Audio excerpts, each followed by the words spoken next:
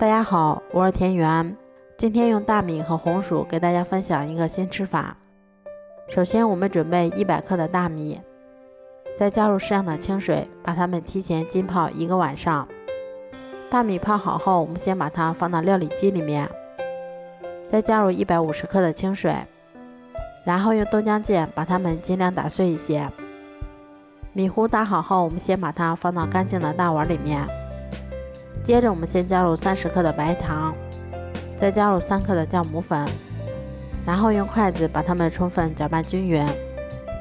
搅匀后，我们再少量多次的加入大约150克的普通面粉，然后用筷子把它们一直搅拌成像这样稍微有些粘稠的面糊就可以啦。面糊调好后，我们先给它盖上保鲜膜，让它常温醒发至2倍大。接着我们把一个去皮的红薯先给它切成薄片，然后再把它们切成小丁。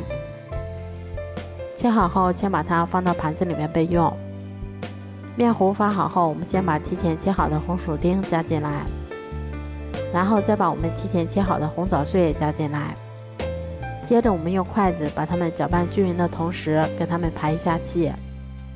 面糊调好后，先把它们放到铺有硅油纸的蛋糕模具里面，然后再给它们稍微震动几下，排出里面的大气泡。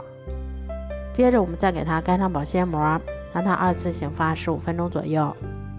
醒好后，我们在表面先撒上一些黑芝麻增香，然后再给它盖上一层耐高温的保鲜膜，防止水蒸气的进入。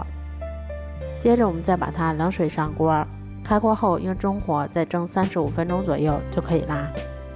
这样做出的大米红薯发糕吃起来非常的酥软香甜，而且还有一股浓浓的红薯和红枣的香味儿。如果喜欢的话就试试吧。